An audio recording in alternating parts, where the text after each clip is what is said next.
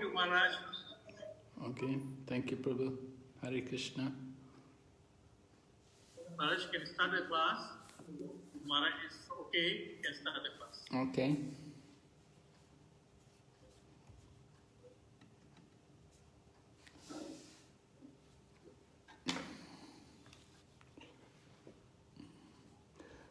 Can you allow me to share the screen?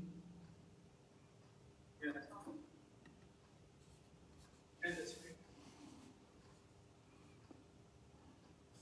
Can share, Maharaj? Okay, thank you.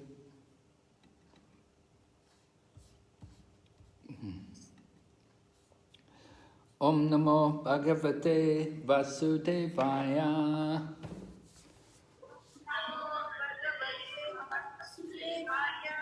Om Namo Bhagavate Vasudevaya.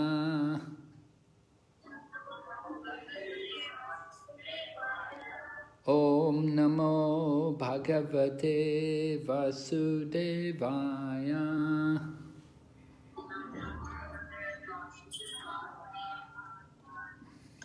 So I'm going to read a verse from the Bhagavad Gita, chapter 7, Knowledge of the Absolute, text number 7.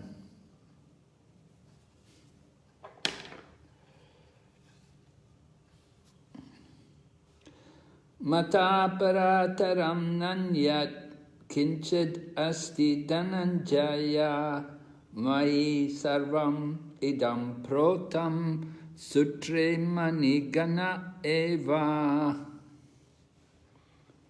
Mata parataram nanyat kinchid asti dhananjaya mai sarvam idam protam sutre manigana eva. Mata parataram nanyat kinchid asti dhananjaya mai sarvam idam proktam sutre manigana eva. I'll read the word meaning. Mata, beyond me. Parataram, superior. Na, not. Anyat kinchit, anything else. Asti, there is. Dhananjaya, O conqueror of wealth. Mai, in me. Sarvam, all that be. Idam, which we see. Protam, is strung. Sutre, on a thread. Mani gana, pearls. Iva, like. Translation.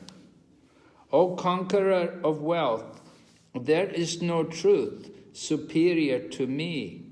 Everything rests upon me as pearls are strung on a thread. Purport by His Divine Grace, A.C. Bhaktivedanta Swami, Srila Prabhupada. Srila Prabhupada ki jai.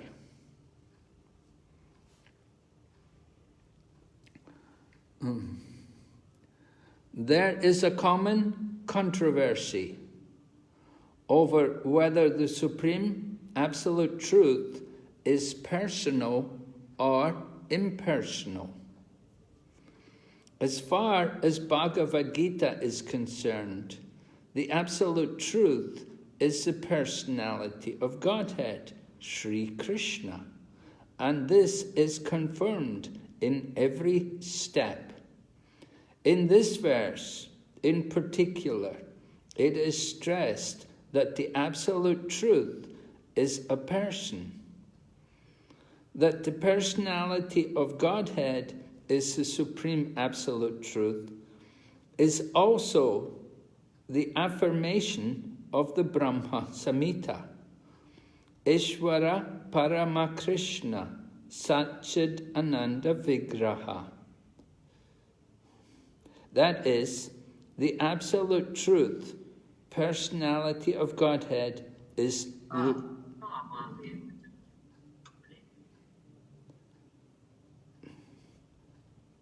The absolute truth, personality of Godhead, is Lord Krishna, who is the primeval Lord, the reservoir of all pleasure, Govinda, and the eternal form of complete bliss and knowledge.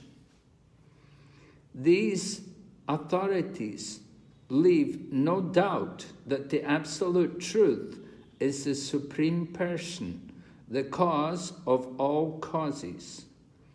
The impersonalist, however, argues on the strength of the Vedic version given in the Svetashvatara Upanishad.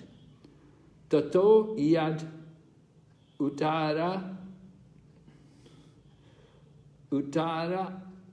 taram tad arupam anamayam ya itad vidur amritas te bhavanti atetare dukalam evapiyanti. In the material world, Brahma, the primeval living entity within the universe, is understood to be the supreme amongst the demigods, human beings and lower animals. But beyond Brahma, there is the Transcendence, who has no material form and is free from all material contamination. Anyone who can know him also becomes transcendental, but those who do not know him suffer the miseries of the material world. The impersonalist puts more stress on the word arupam, but this arupam is not impersonal. It indicates the transcendental form of eternity, bliss, and knowledge, as described in the Brahma Samhita quoted above. Other verses in the Svetashvatara Upanishad substantiate this as follows. Vedaham itam purusham mahantam udityam varnam tamasa parastat tam eva vidit vati mrityam eti nanya panta vidyate yan aya yamat param arupam aschit kanchit yasman nanyatyo najayo shri kinchit vriksha evastabdo dvetishtanti ekas ten edam purnam purushena sattvam.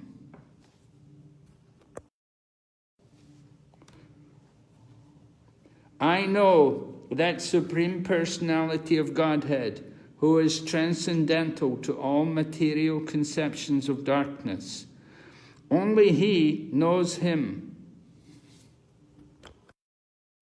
Only He knows Him can transcend the bonds of birth and death. There is no way for liberation other than this knowledge of the Supreme Person. There is no truth superior to that Supreme Person because He is the supermost. He is smaller than the smallest, and He is greater than the greatest. He is situated as a silent tree, and He illumines the transcendental sky. And as a tree spreads its roots, He spreads His extensive energies.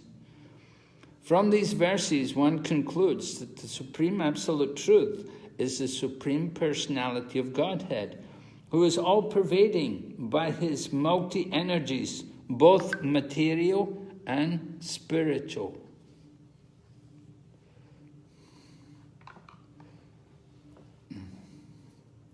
Om Jnana Timirandasya Jnananjana Shalakaya Chaksurunmilitan yena tasmai Shri Gurave Namaha.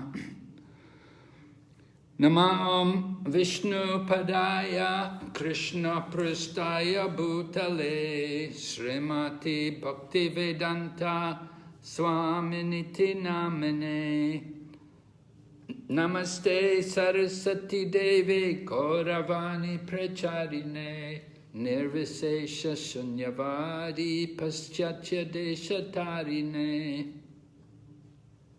Vanchakalpatarubhyascha kripa sindhu bhayevacha patitanam pavanebhyo vaishnavibhyo namo namaha.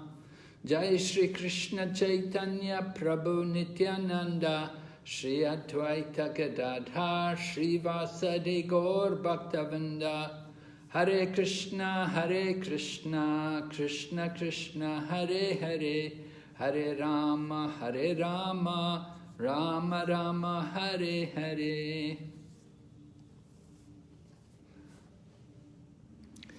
So this is a very, very special verse in the Bhagavad Gita. Lord Krishna is making a very powerful claim here in this verse. He is saying, he's telling Arjuna, and he's addressing the whole world, to tell them that he is the highest truth. There is no one superior to him. Now, that is a very powerful thing to say. You know, you have to be very bold to be able to say like that. And actually, we do not find any of the devas saying that.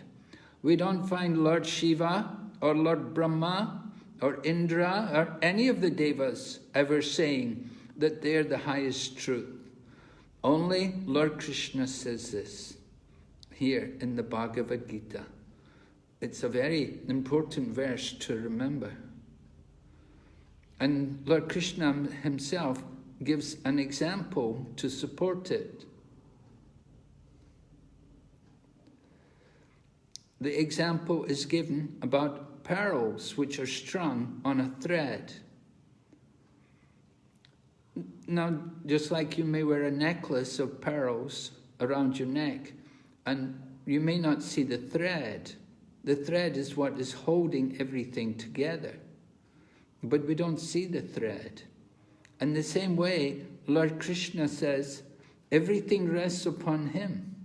And he gives this example about the pearls on the thread, indicating that we don't actually see how everything is resting on him, but it is resting on him. And he's telling us clearly that it rests on him, because he is the supreme truth, right? There's no truth higher than him.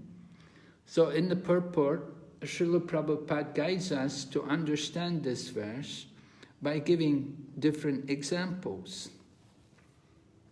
Well, not so much examples, but he's quoting verses from scriptures to support this. To show us that not only here in the Bhagavad Gita does Lord Krishna say this, but it's also confirmed by other people. And we see later on in the 10th chapter of the Bhagavad Gita, just now we're reading the 7th chapter, but when you go further on to the 10th chapter, we will hear Lord Krishna speak the 4 verses of the Bhagavad Gita, which are the Chatur Shloki of the Bhagavad Gita, the 4 nutshell verses of the Bhagavad Gita. These 4 verses, chapter 10, texts 8, 9, 10, and 11 are the Chatur Shloki verses of Bhagavad Gita. They summarize the teaching of the Bhagavad Gita. And after Lord Krishna had spoken that Chatur Shloki, then Arjuna was really impressed, and he was convinced about Lord Krishna. Of course, Arjuna is an eternal associate of Lord Krishna. Wherever Lord Krishna goes, Arjuna goes with him, and Krishna will speak Bhagavad Gita to him. So Lord Krishna spoke the Chaturshloki, and Arjuna was inspired, and he praised Krishna, and he described Krishna as being Param Brahm, Param Dham, Pavitram, Paramam Bhavam. That, Lord Krishna, you are the supreme abode, and you are the supreme Brahman. That's also a very important point. We should understand that Krishna is the Para-Brahman. Now, all the living entities, all of the living entities, not only the humans, but all living entities, all species of life, are Brahman. We're all tiny, but we're tiny sparks of the Brahman. But Lord Krishna, he is the Para-Brahman. He is the supreme Brahman. Right? In the Chaitanya Charitamrita, it said there's one supreme controller, Ishvara, Ekala Ishvara Krishna, or Sabhritya. Ekala Ishvara Krishna. There's one supreme controller, and all others are his servants. So Lord Krishna is the Para-Brahman, and we are tiny sparks of the Brahman. This is one scriptural reference, and this comes in the 10th chapter. But then Arjuna goes on to say that now I accept this of you, and he said, not only do I accept it, but it's also accepted by great sages. And he mentions the names of different sages.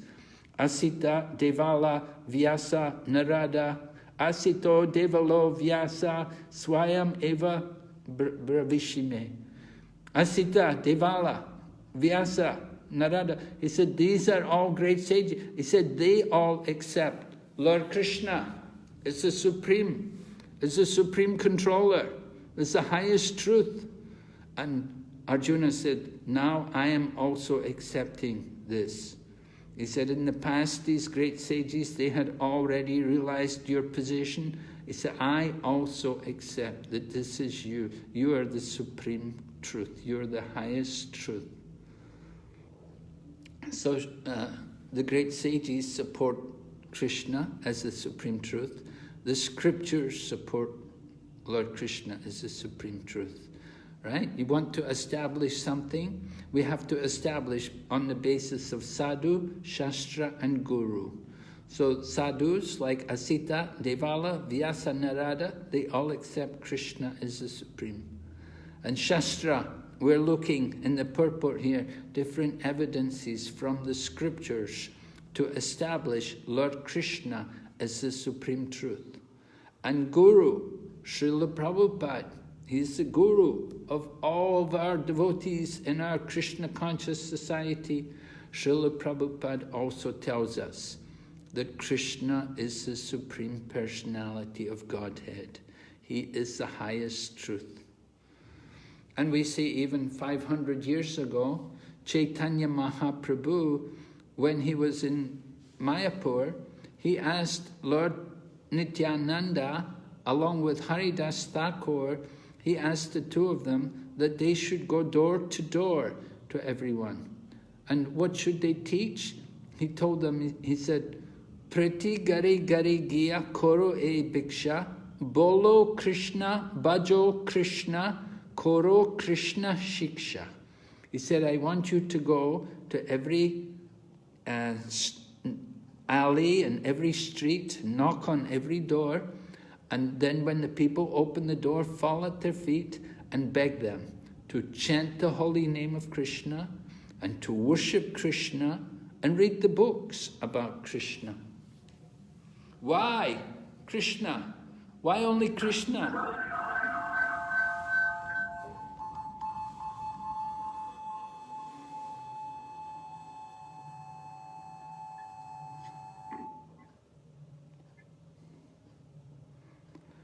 Why only Krishna?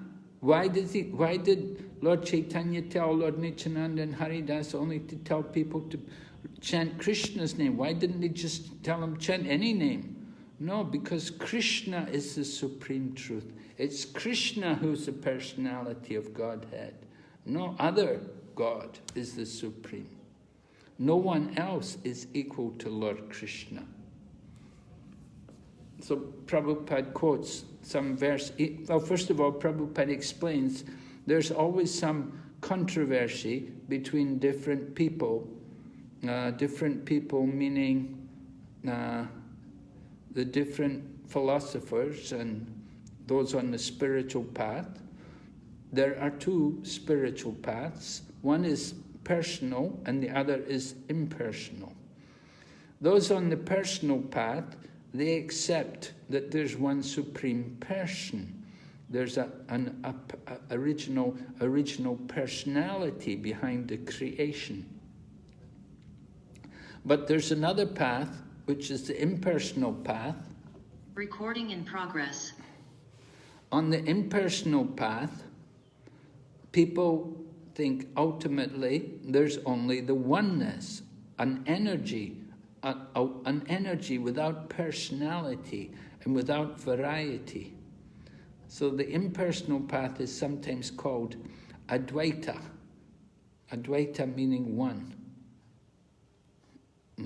Or they're sometimes called monists, that they consider the absolute truth just to be one. But those who are personal and who understand that the absolute truth is a person who has an individuality and a personality, then they consider the absolute truth not just simply to be only person, but to include both impersonalism and personalism. So the absolute truth is described for us in the Srimad Bhagavatam, that it's stated there in the first canto of the second chapter of the Srimad Bhagavatam. Sutta Goswami is speaking to the sages in Naimisharanya, and he's telling them that learned transcendentalists who know the absolute truth, they call this non-dual substance as Brahman, Paramatma, and Bhagavan. So you can see the difference, that the impersonalists, they consider the absolute truth just simply to be one, just simply to be Brahman.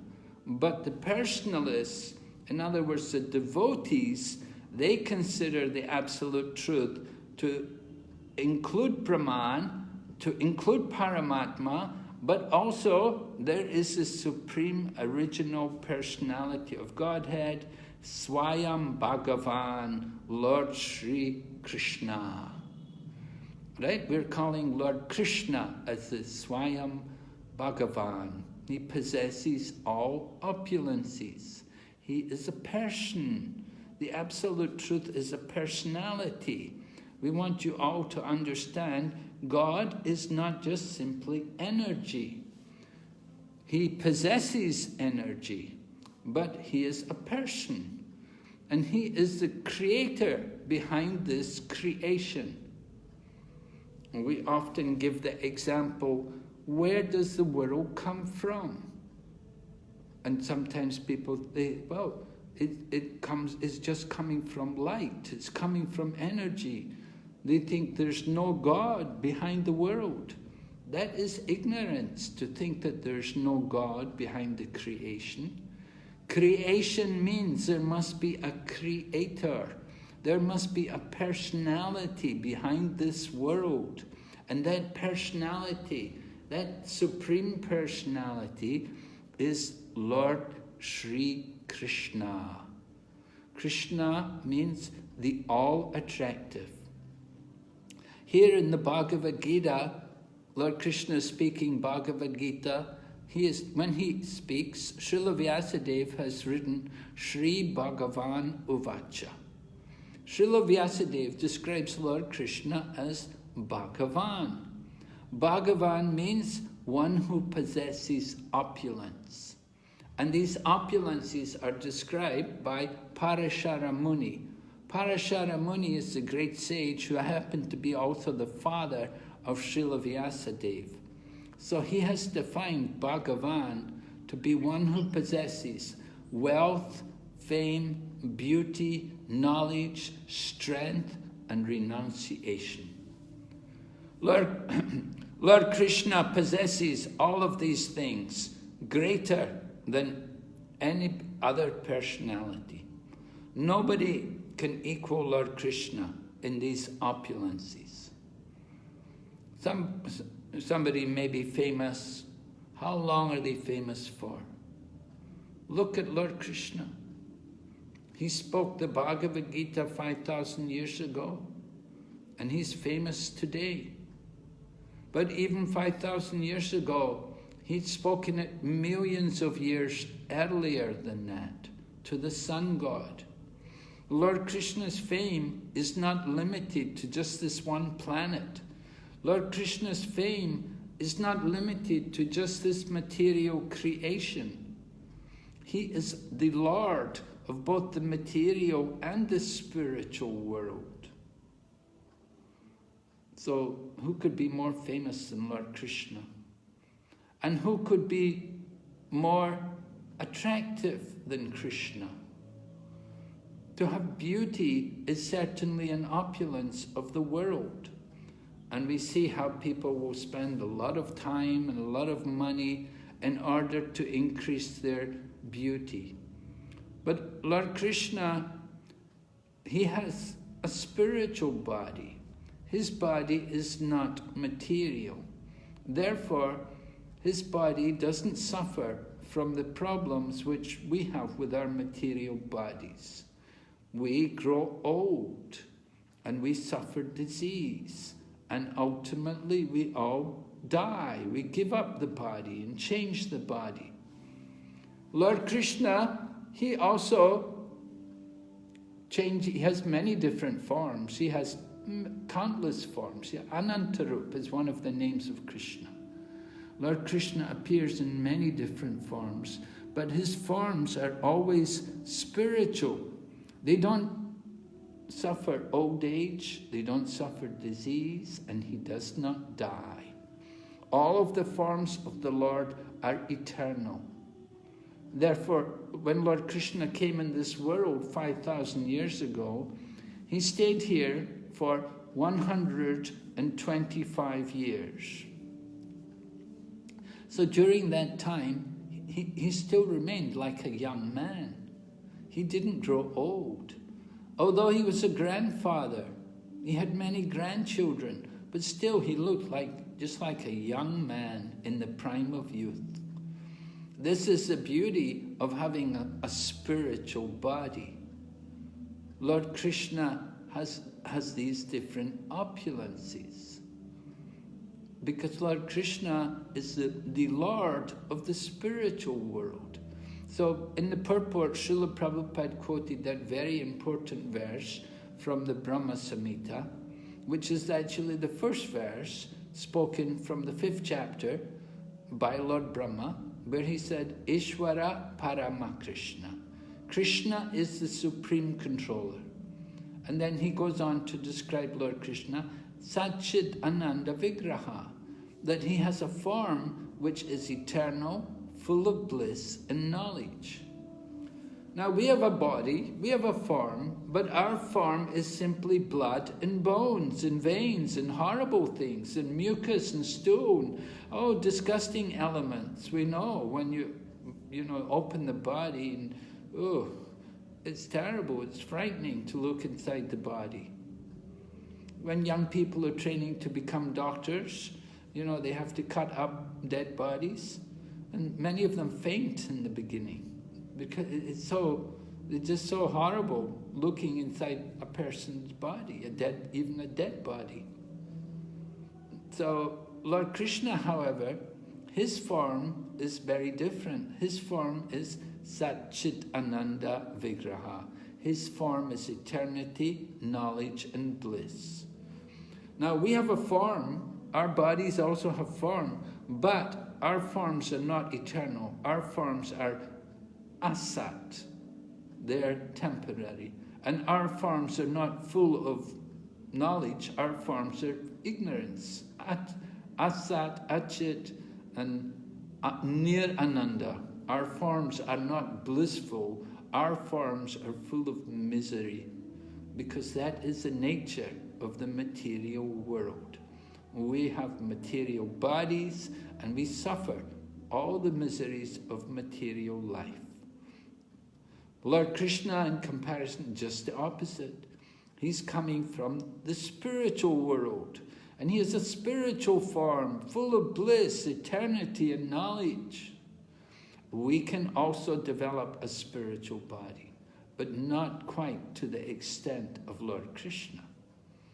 We all have a spiritual body, actually, but our spiritual body at this time is covered by the material body. We have to get rid of this covering of the material body. How will we ever get rid of this covering? The process is called Bhakti Yoga. We use our senses in the service of the Supreme Lord. And in this way we purify our consciousness. And by purification of our consciousness, we can purify our identity and awaken our spiritual identity and our spiritual form. So Lord Krishna has a spiritual form which is very special because he's, as we said, he's the supreme controller, and he is also Anadir Adir Govinda Sarva Karana Karanam. Lord Brahma continues in his verse, Anadir Adir Govinda Sarva Karana Karanam. He's the origin of all origins, and he's the cause of all causes. Everything originates from Lord Krishna.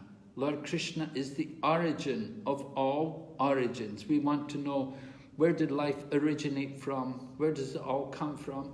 It all comes from Lord Krishna. Lord Krishna himself says in the Bhagavad Gita, Aham bija pradapita, I am the seed-giving father of all living entities. We all have an eternal relationship with Krishna. He is the father, and we're like his children. We're his separated parts and parcels. And we have that eternal relationship with him. But because of our ignorance, we've fallen into this material world, and we've taken a material body, causing us to take birth and die again and again, and suffer miseries after miseries. This is our ignorance. What is the problem? The original problem, the original sin? Forgetfulness of Lord Sri Krishna. When we forget Krishna, immediately we come into Maya. Immediately we fall into the darkness of ignorance. Just like you may be in the room with light, but as soon as you turn the switch off, immediately the darkness comes. In the absence of light, immediately there is darkness. In the same way, in the absence of Lord Krishna, in the absence of consciousness of Krishna, immediately Maya comes. And this is also nicely described for us in a Bengali verse in the Chaitanya Charitamrita. There it is written, Krishna Surya Sama Maya Haya Andakar Yahan Krishna Tahan Nahi Mayaya Adhikara. That Lord Krishna is like the sun, and Maya, or ignorance, is like darkness. Wherever there is Lord Krishna, there will be no Maya. Just as wherever there is the light of the sun, there will be no darkness. And the Vedas also say, Tamasima Jyotirgama. Don't stay in the dark. Come to the light. Therefore, Lord Krishna is speaking Bhagavad Gita to all of us. He's encouraging all of us to come out of the darkness of ignorance and to come into the light, to awaken our Krishna consciousness. How do we do it? By hearing the Bhagavad Gita. Simply by hearing this message of Bhagavad Gita, we can awaken our Krishna consciousness. And reciting the slokas of Bhagavad Gita and remembering Lord Krishna's instructions to his dear devotee, Arjuna. And that these instructions are not meant only for Arjuna, they're also meant for all of us. We're all meant to follow the instructions of Lord Krishna. We want to understand properly what instructions is Krishna giving to Arjuna. Krishna is telling Arjuna, become my devotee. Manmana bhava madbhakto madhyaji mam namaskaru. 4 things Lord Krishna is asking Arjuna. These 4 things are actually called the most confidential knowledge. And they're mentioned in the 9th chapter, and then it comes again in the 18th chapter. So this point is so important that Lord Krishna repeats this point twice, in the 9th chapter and in the end in the 18th chapter. Lord Krishna is saying, engage your mind in thinking of me. Become my devotee. Offer obeisances unto me and offer worship to me. In this way you will come to me without fail. So 4 things, very simple things we are asked to do. Engage our mind in thinking of Krishna. It's important for us to think of Krishna. And how to think of Krishna? Well, it's made very simple for us in this age. Thinking of Krishna, chant the holy name of Krishna. Do this chanting. Get the japamala and chant the Maha Mantra. This is very important, a very powerful process which is given to us in the Kali Yuga. Actually, this is the process for self-realization in this age. And it's said there's no other way in the Kali Yuga by which we can become self-realized other than by chanting the holy name. Lord Krishna also appreciates those people who chant the holy name. Lord Krishna describes that Lord Krishna said, I am not in the hearts of the yogis who meditate on me, and I'm not in Vaikuntha, but I am wherever my devotees like Narada are chanting my holy name. Naham tishtani Vaikunte yoginam hridayeshu va tatra tishtani Narada yatra gayanti madbhakta. We want to be like Narada, chant the holy name. It's very pleasing to Lord Krishna, and it attracts the attention of Lord Krishna. So Lord Krishna is recognized as the Supreme Personality of Godhead by all the great devas.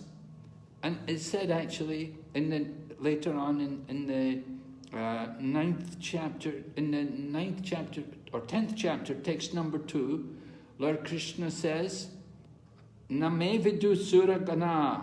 He said, even the great sages and demigods do not know my origin. Why? Because I myself am the origin of them. The great sages like Vyasa and the devas like Lord Brahma and Lord Shiva, they all have their origin in Lord Sri Krishna. So we may be thinking, oh, these great sages, oh, these great devas, they're so great, so powerful. Where do they come from? Their origin is simply from Lord Sri Krishna. In every respect, Krishna is the origin of them. Therefore, they do not know Krishna in full. They know a little bit of Krishna, but they don't know fully Lord Krishna. Just like a child will ask the mother, where did I come from? Well, mother will say, oh, the nurse brought you or something. The child, what can the child understand about birth and taking birth and coming into this world? So, the same way, even demigods like Lord Shiva and Lord Brahma and great sages like Vyasa, they cannot understand Lord Krishna in full, because in every respect, he is the Supreme Personality of Godhead. There's another evidence also to support the position of Lord Krishna, as being the Supreme Personality of Godhead. And this is given to us by Rupa Goswami. Rupa Goswami was a direct disciple of Lord Chaitanya Mahaprabhu. And he wrote a very important book for us, which was summarized by Srila Prabhupada, and we know it as the Nectar of Devotion. So in the Nectar of Devotion, Srila Prabhupada listed the 64 different qualities of Lord Krishna, which were identified by Rupa Goswami. Of course, Lord Krishna has unlimited qualities, but Rupa Goswami selected some 64 different qualities, and he described how these qualities they can all help to awaken ecstatic love for Krishna, simply by appreciating these different qualities of Lord Krishna. So there were 64 qualities, and of these 64 qualities, it's described that 50 of these qualities are found in living entities up to Lord Brahma. Lord Brahma, in his perfect stage, he may have 50 of this out of the 64 qualities. But he won't have the qualities to the same extent as Lord Krishna has them. They may have similar qualities, but not to the same quantity. Lord Krishna has these qualities in a supreme degree. And then there's another 5 qualities which are found only in Lord Shiva. Lord Shiva is very powerful, Deva, and he has 55 out of the 64 qualities which are found in Lord Krishna. And then there's another 5 qualities which are found only in Vishnu and Lord Krishna. So Lord Vishnu, he has 60 out of the 64 qualities which are found in Krishna. But there are 4 qualities which are unique to Krishna and which no other personality in the creation or even in the spiritual world can begin to equal Lord Krishna. So these 4 qualities are very significant. First of all, Lord Krishna's plays the flute. His flute playing is very, very special, that it captures the minds of living entities all over the creation. When Lord Krishna will play on the flute, all living entities will hear it, they will become stunned. It is so amazing, it is so captivating. Now you may play the flute. Yes, there are many people play the flute, and they may play very nicely, but nobody can play the flute equal to Lord Krishna. That when he plays the flute, even the river will stop flowing. The river Yamuna will stop flowing. He will become stunned by the sound of Krishna's flute. And the cows, we know how cows like to eat, but when they hear the sound of flute, Krishna's flute, they can't eat anymore. They become stunned. And the little calves who are drinking the milk from the mother cow, they also cannot drink the milk anymore when they hear the sound of Krishna's flute. And the peacocks, when they hear the sound of Krishna's flute, they dance in ecstasy. Lord Krishna's flute playing bewilders even the great demigods who are flying in their aeroplanes. It is said that the wives of the demigods, they become attracted by the sound of Krishna's flute, and their garments become slackened just hearing the sound of Krishna's flute. They're flying in their airplanes and they become bewildered by that captivating sound of Krishna's flute. So this is one unique quality of Lord Krishna, Venu Madhurya. And then there's another quality of Krishna, Rup Madhurya, that the form of Lord Krishna is so attractive.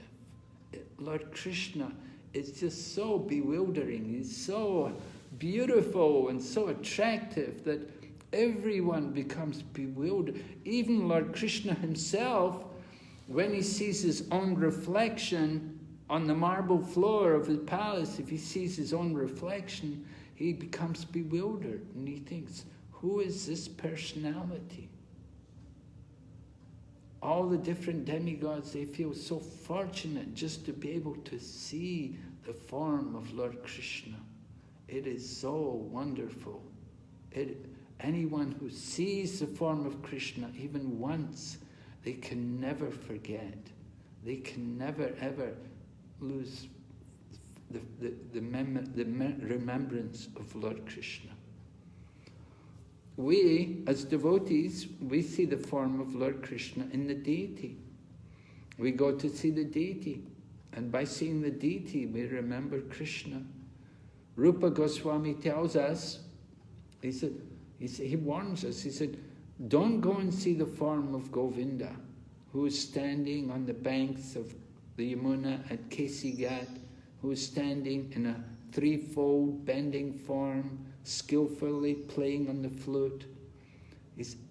Rupa Goswami has composed this verse, and the verse goes on and said, if you see the form of Govinda in this way, you will lose your attraction for family, society, and friends. You will simply become absorbed in Krishna, and you will forget everything about your family, society, and friends. So this is the power of seeing the form of Krishna, that you can forget about everything. We become so absorbed in just thinking of Krishna and the beauty of Krishna. It is so captivating. And our temples are meant to also decorate the deities in such a manner that when we see Krishna, then we will forget the attraction of the material world, because the beauty of Krishna is so wonderful.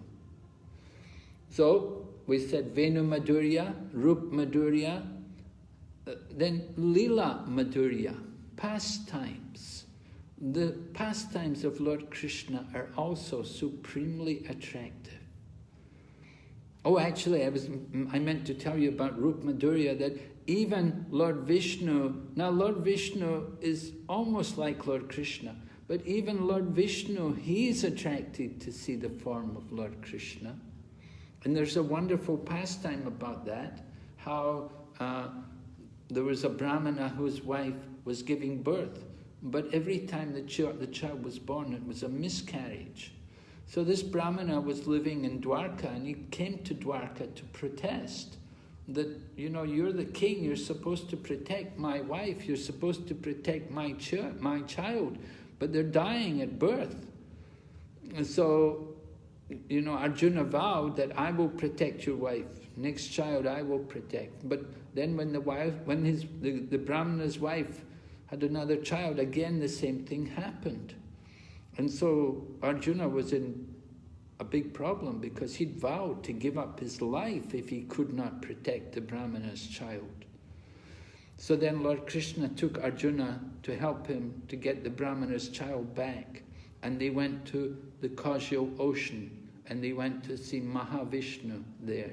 And there they got the Brahmana's children. Mahavishnu had stolen these different children of the Brahmana just to attract Krishna and Arjuna to come there, because Mahavishnu desired to see Lord Krishna and Arjuna.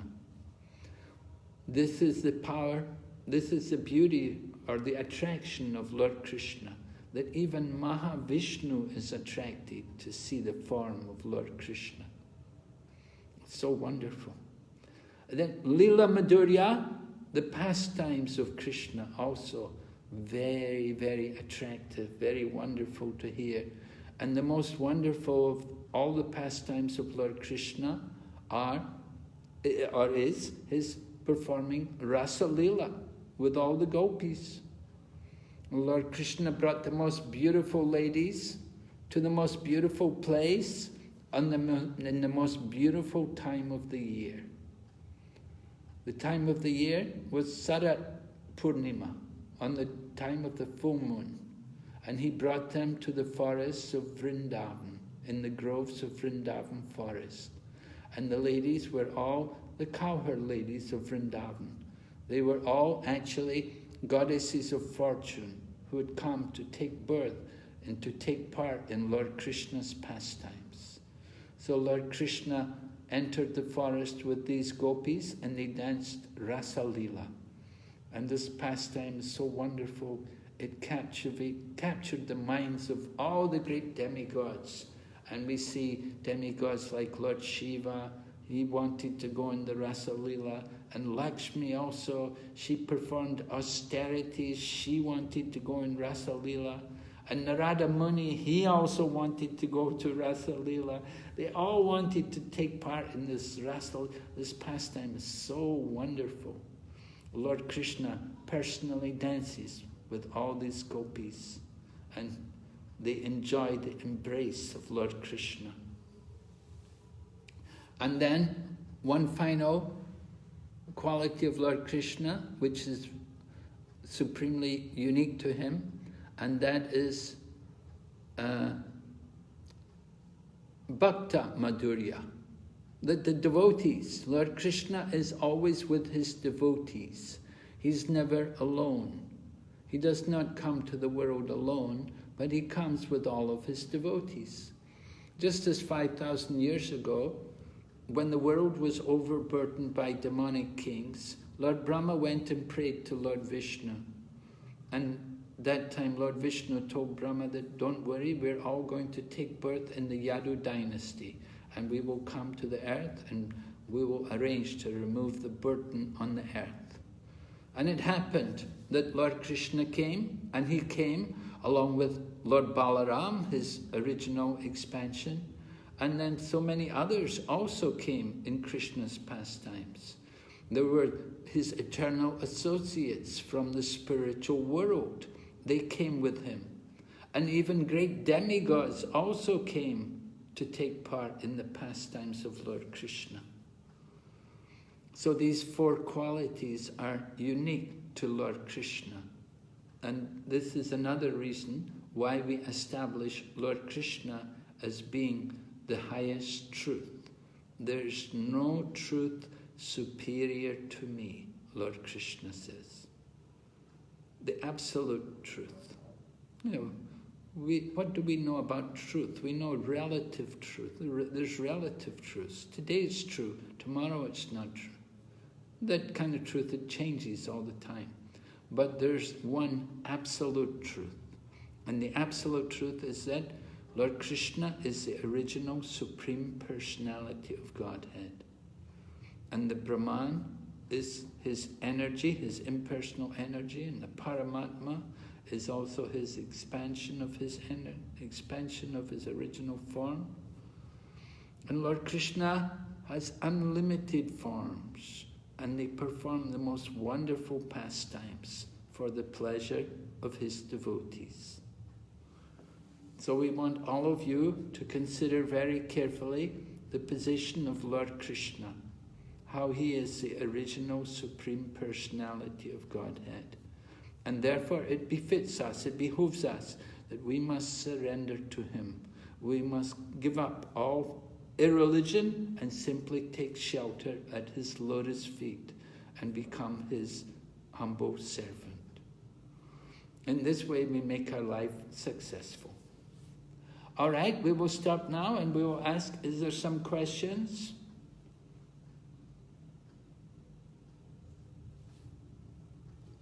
So many devotees are here listening. So, any questions? Oh, yes, here's a question from someone. Hare Krishna, Guru Maharaj. Yes. Please accept my humble obeisances. Hare Krishna Prabhu, my humble obeisances to you. Guru Maharaj, I wanted to ask you if you could elaborate a little bit more about the spiritual energies of Lord Krishna. Because we know there's the material energy and the spiritual energy. So if you could speak a little bit about the spiritual energy. Thank you very much, Guru Maharaj. Well, there are three spiritual energies. We have the Samvit, Sandini and Ladini. The Samvit potency is the knowledge potency, and the Sandini potency is the existence potency, and the Hladini potency is the pleasure potency. So the Hladini potency is personified by Srimati Radharani. That Srimati Radharani is simply for the pleasure of Lord Krishna. She gives the ultimate pleasure to Krishna. No one else could ever give pleasure like Srimati Radharani. And Lord Krishna's pastimes are concerned with enjoying the association and the dealings with Srimati Radharani. So this is his spiritual energy, Hladini Shakti, and then Sandini potency is by what we maintain the spiritual world, all the different spiritual planets and the different planets in Vaikuntha and everything, they're all maintained by the Sandini potency of Lord Krishna. And the Samvid potency is that knowledge potency by which we understand the position of the Lord and by which we can glorify the Lord. So this is something about these three energies in the spiritual world. Yes? Thank you, Guru Maharaj. So Guru Maharaj, in pursuance to that, previously we understood that in the beginning Krishna was one, everything was Krishna, but Krishna wanted to enjoy himself more, so therefore he expanded himself into Radharani, and so in that way, can we say that Radharani is, because here we see that Radharani is expansion of the Hladini Shakti. So therefore Krishna didn't really expand himself. He just expanded his energy. Is that correct, Guru Maharaj? Well, first of all, I wouldn't say Srimati Radharani is the expansion of the Hladini Shakti. She is the Hladini Shakti.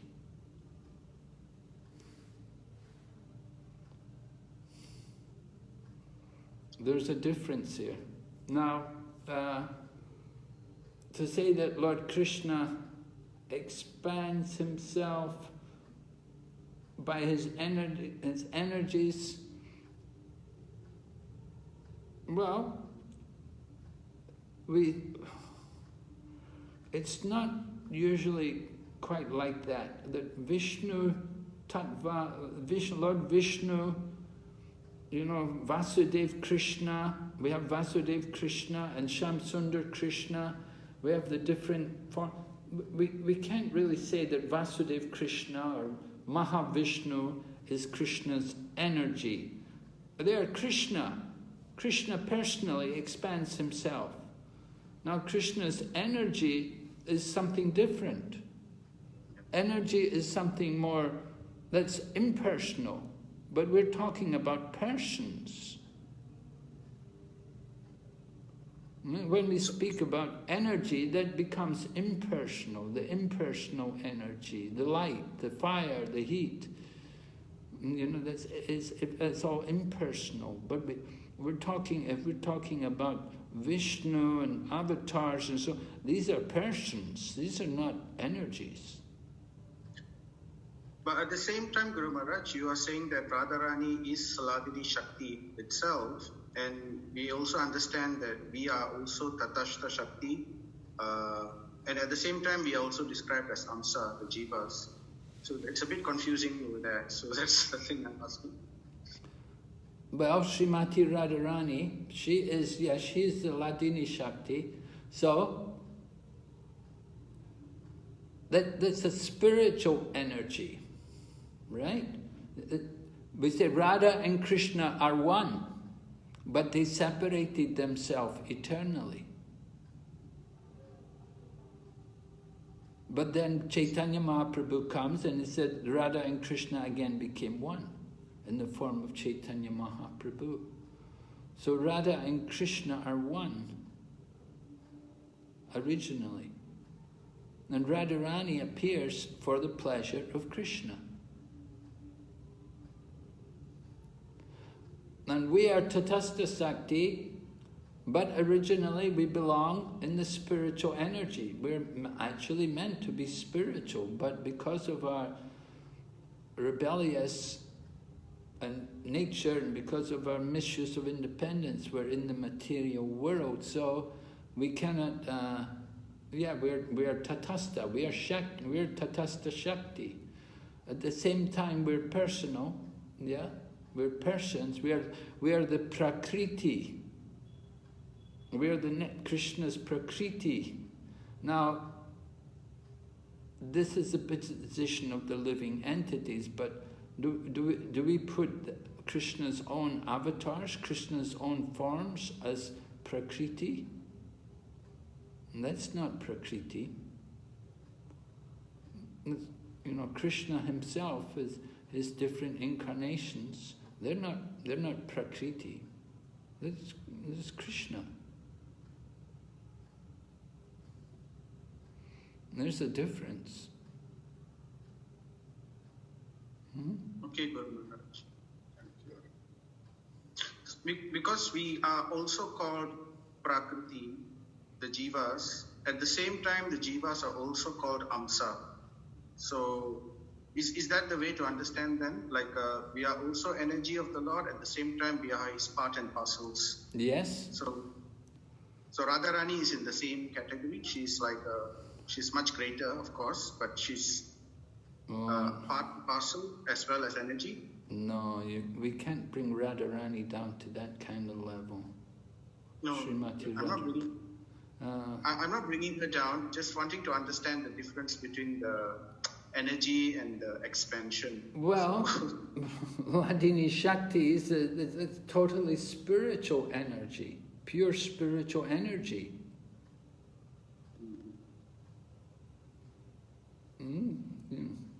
Of course, we're also spirit souls, we're also pure spiritual energies, but we're tatastha, we're tiny sparks. So yeah, we're amshas.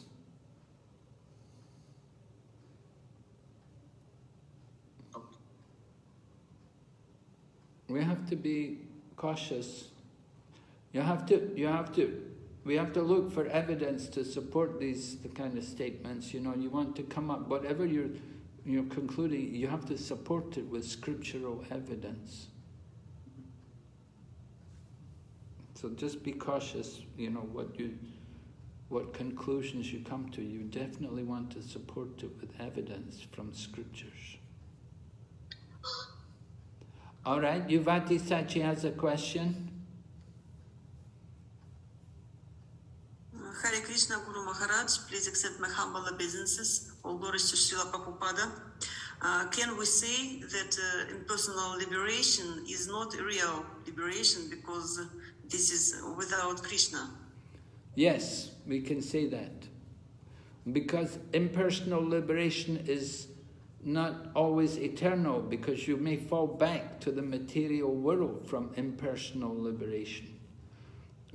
Often the impersonalists who achieve to the impersonal Brahman, they come back again to the material world. And this is supported in the scriptures. There's a verse there said that Arora Krishrena Parampatam Tata Patanti Addo Nadreta Yasmad Angraya. That because of their Avishuddha Buddhaya, the impure intelligence, they come back again into the material world. They think they're liberated, but again they come back into the material world because they did not take the shelter of the lotus feet of Govinda. So their position is not secure. So your conclusion is correct, that the impersonalists are not actually fully liberated. Prabhupada sometimes said theoretical liberation only, not actually liberated. Yes? Okay, Yogita Sharma has a question. Hare Krishna Gurudev, please accept some humble obeisances, Gurudev. All glories to Srila Prabhupada. Gurudev, I just want to comment and ask at the same time. Mahavishnu, he wanted to see Lord Krishna because, of course, his rupa is so great. But it's amazing, Gurudev, because the expansion, the avatar of that comes from Mahavishnu himself. But despite of that, he yet wants to see Lord Krishna. It's really amazing. With Arjuna, that form of Lord Krishna, because Lord Krishna goes within the Yamuna to change the form, right? Mahavishnu takes the form of Krishna and he comes out of Vrindavan. So it's really amazing just to see that form of Lord Krishna, which Mahavishnu himself has assumed, yet he wants to see that form. It's just truly amazing. It really amazes me. Is that how we can look at this? I mean, doesn't matter even if he's assumed the form, but he still has this longing to always look at the form of Lord Krishna. Well, you have to be a bit. I'd be a bit careful there. You know, you're saying that Mahavishnu actually becomes Krishna when Krishna comes out of Vrindavan.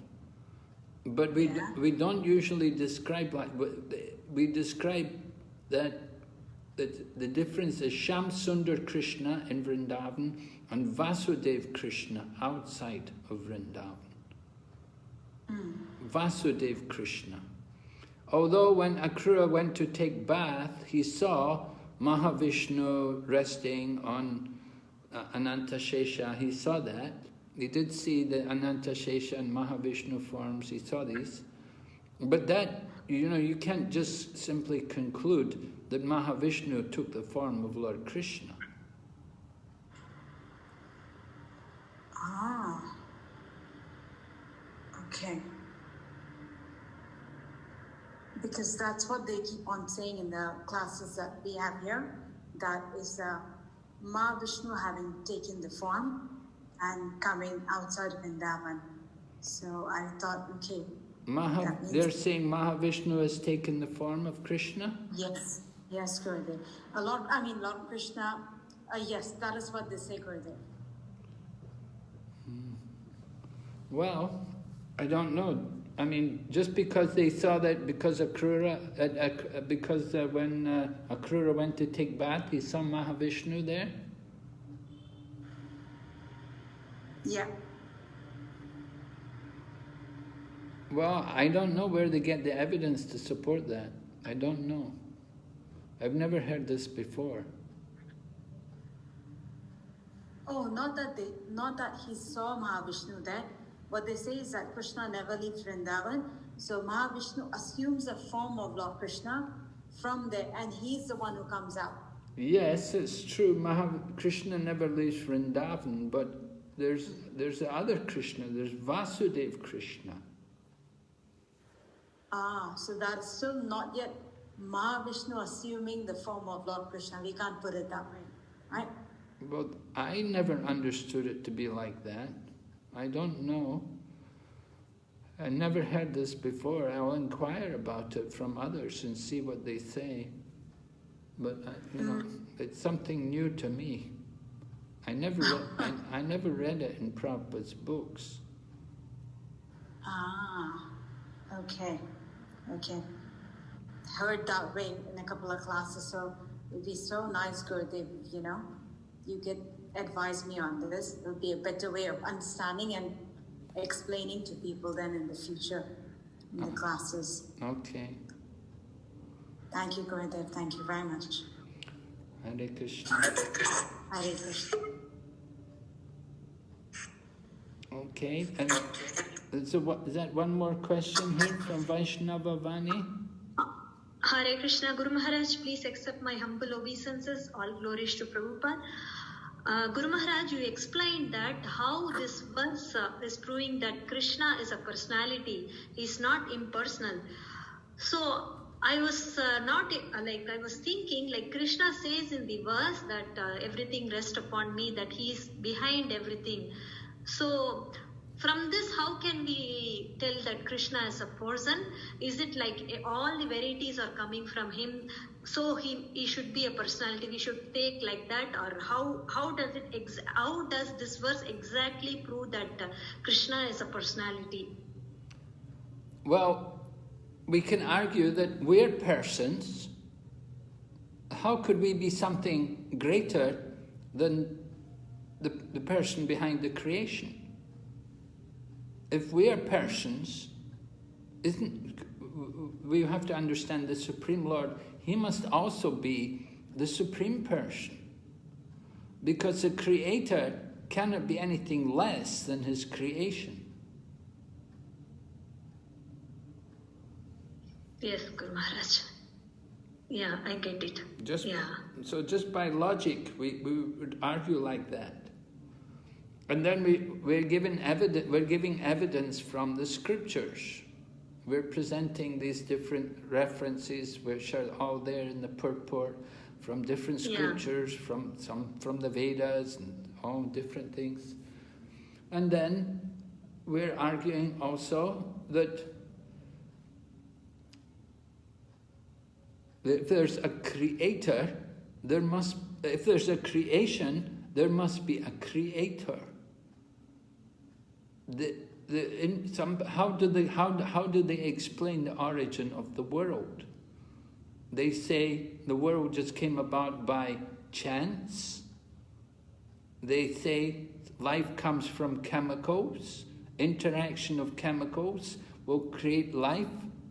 They say that we've evolved from the apes. They accept evolution. These are all the different atheistic opinions which come up if there's no personal creator. If there's no creation, then how do you explain the nature of life and the origin of the world? We see within the universe there's so much design. There's so many very systematic, very carefully controlled arrangements within the universe. But we say, oh, it's just by chance. Oh, it just happened by chance. Or they give atheistic theories like the Big Bang theory. Or they say, that everything came out of the black hole. It's just so nonsense to think like this. How does the world come about? So the obvious thing to understand is there are supreme intelligent beings behind the universe.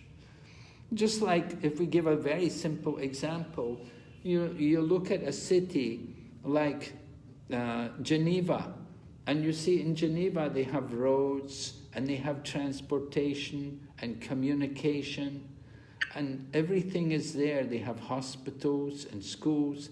And how did it all come about? Where did it all come from? And if we say, well, just by chance, there was an explosion one night and we woke up in the morning and there it was. There the city was. It just came about by chance, a big bang. Would anybody believe that? In their wildest imagination, could anyone believe that everything just came about by chance? It's just absurd. There has to be intelligent design. And intelligent design indicates intelligent beings behind the design who created everything. And there's that one supreme being behind everything. So the creation is systematically explained for us. And when we read Srimad Bhagavatam, you get a very detailed explanation of the creation. First of all, the initial creation, the creation of the elements, and the creation of the different organs and senses, and then the secondary creation, the creation of the different living entities, and putting the planets into positions. Everything is arranged so very systematically and scientifically. And we say, oh, it's just by chance, there's no intelligence behind it, there's no beings there. So if there's no personality, that's what you're saying. If there's no God there, you're saying it's just by chance. Do we see any life coming from energy? Do you see any life coming? Can you take some light and produce a living being from it? You cannot. So we use these kind of arguments, we appeal to people's intelligence, understand there must be the creator behind this universe. There must be a God, supreme being. And he reveals himself when he comes into this world, and he performs wonderful pastimes. And he communicates. He came into this world and he spoke the Bhagavad Gita. He gave us the wisdom to help us to understand him, to know him. So how can we think there's no God? How could you think ultimately everything is just energy?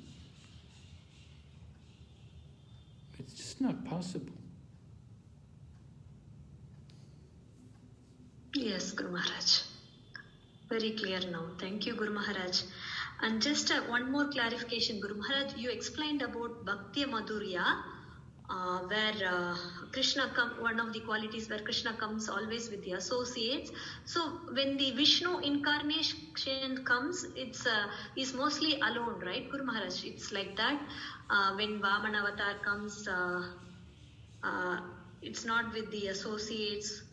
Or how to understand it's a unique quality of Krishna? Well, generally we see Lord Vishnu, the rasa. It's a different kind of rasa. Lord Vishnu is, he's Narayan, and he's with his consort Lakshmi. And they're the gods and goddess, they're the supreme in Vaikuntha, they rule over everything. And there's a distance between them and the other inhabitants of Vaikuntha. And they're worshipped with awe and veneration. They keep their distance. Because they're the supreme, they're the Lord. So there's a mood of Aishwarya, giving awe and veneration, respect, keeping a distance. So the atmosphere is not so conducive for the Lord to enjoy personal loving exchanges with people. It's different from Vrindavan. When Krishna appears in Vrindavan with all of his devotees, how he's with them all the time. All day he's with the cowherd boys, and then at night he's with the gopis. And he's always his mother and father there, Nanda Maharaj and Mother Yashoda. Lord Krishna's enjoying loving exchanges all the time with these different devotees. You don't see that kind of thing, that kind of mood there with Lord Vishnu.